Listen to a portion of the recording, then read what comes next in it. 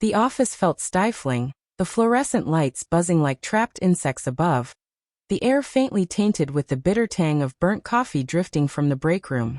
My pulse thudded in my throat when Mr. Callahan's hand brushed against my knee.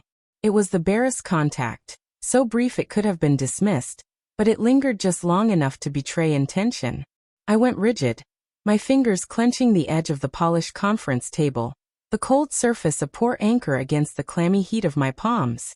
Callahan's eyes, sharp and unreadable, flicked toward me. A ghost of a smile curved at his lips before he turned casually back to the quarterly reports, as though nothing had happened. My stomach churned. Maybe it had been an accident.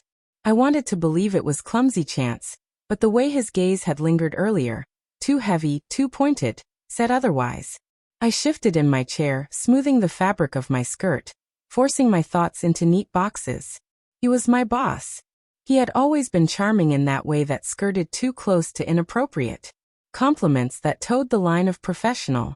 Emails sent late at night about projects that could have waited until morning. And yet he was married. So was I. The gold band on my finger caught the harsh light overhead, flashing like a quiet warning. David. My husband. The one who waited for me at home with warmth and steadiness. I swallowed the unease down, convincing myself I was imagining things. Overthinking. The meeting dragged, numbers and graphs turning into meaningless shapes as my mind replayed the warmth of that touch, over and over. By the time I stepped out of the building, dusk had swallowed the city. Streetlights blinked alive one by one, timid stars in the smog. My heels clattered against the sidewalk, each sharp click a drumbeat to the storm in my head. I thought of calling David, to hear his voice, to ground myself, but the phone stayed untouched in my purse. What would I even say? My boss's hand grazed my leg and I can't stop thinking about it. Out loud, it sounded absurd, petty. And yet, the knot in my chest refused to loosen. At home, David stood at the stove, stirring pasta, the kitchen fragrant with garlic and basil. When he turned, his grin lit up the room, eyes crinkling in that familiar way that still made my heart skip after 7 years of marriage. Rough day? He asked, light-hearted, but with that subtle searching in his tone that told me he could sense the shadows under my skin. I forced a smile and busied myself with the plates, hiding behind the clink of porcelain. Dinner passed in fragments. His story about a demanding client, the dog chewing through another pair of socks. I laughed when expected, but my mind was elsewhere, dissecting every encounter with Callahan. Every glance I had dismissed. Every compliment I'd brushed aside.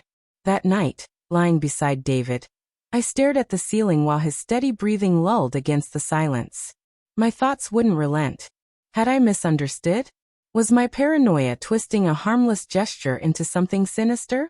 But then I remembered that email last week, sent at 11:43 p.m., asking me to stay late for a special project. I had excused the timing, told myself it was just work. But now, doubt gnawed at me, thread by thread, unraveling the trust one had clung to in my workplace. The next morning, Callahan summoned me into his office. The door clicked shut, the sound loud in the small, airless space. His desk was cluttered with reports, but his focus was entirely on me. Emma, he began, voice smooth as silk. Your work has been exceptional. I've been considering you for a promotion. For an instant, pride sparked in me. Finally, recognition. But it dimmed with his next words. Of course, it would mean working very closely with me. Very closely. His smile widened, heavy with suggestion. The walls pressed in, the air thick, my chest tight. My thank you came out strangled. I left his office on unsteady legs, the office noise. Phones ringing, keyboards tapping, muffled, distant, like I was submerged underwater. I opened my laptop and stared at the screen, pretending to work while my hands trembled. This wasn't imagination anymore. This was real. He had crossed the line. But what could I do? Report him? Risk my career, my reputation? I had fought for every step up the ladder, and the thought of losing it all was suffocating. Yet the idea of staying silent, of swallowing this down, made my skin crawl. That evening, David noticed immediately. The moment I walked in, pale and restless, he reached for me. What's wrong? His voice was gentle but insistent. I pulled my hand back, not out of rejection, but because I feared I'd shatter if I let him hold me. The words spilled out anyway, jagged, messy truths about Callahan. The touch. The late emails. The promotion laced with insinuations. David's jaw clenched, his eyes darkened. For a long moment he said nothing, the silence heavy with his rage. When he finally spoke, his voice was low and dangerous. "I'll kill him." Tears burned my eyes. "No, David, it's not that simple. Maybe I'm overreacting. But I wasn't. And we both knew it. The betrayal wasn't just Callahan's. It was the rupture of safety I once felt in my workplace, the exploitation of trust." David pulled me into his arms. And I finally let the tears fall, the weight of it crushing me. The next morning, I walked into the office with a plan to confront Callahan, to draw a line. But the sight of David's car in the parking lot stopped me cold. My heart lurched. He wasn't supposed to be here. I rushed inside, pulse hammering, and found him in the hallway. His face was carved with fury, taut and controlled.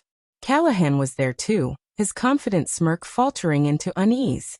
"Emma told me everything," David said, his voice steady but brimming with venom. "You think you can put your hands on my wife and walk away from it?" The office hushed, heads turning, whispers dying in throats. Callahan stammered, his polished charm slipping away under the weight of the accusation. I wanted to intervene, to stop this collision before it spiraled, but I was frozen, my voice buried in my chest. Then Callahan's face hardened. He sneered, his words cutting like knives. "She didn't seem to mind." The sentence was a slap, twisting the truth into a weapon. The room's eyes shifted to me, curiosity, judgment, suspicion. My integrity shredded in one calculated lie. David turned to me, searching my face. For a brief moment, doubt flickered. Not in me, but in the fragile life we had built, now stained by this moment. I stepped forward, my voice trembling but resolute. "You're lying," I said, each word steady. "I never invited this. I never wanted it." The office held its breath. My words claimed back my truth. Even as Callahan's poison lingered, David's hand found mine, his grip firm, grounding me. We would face this storm together. But I knew even then that the scars of that moment would not fade easily.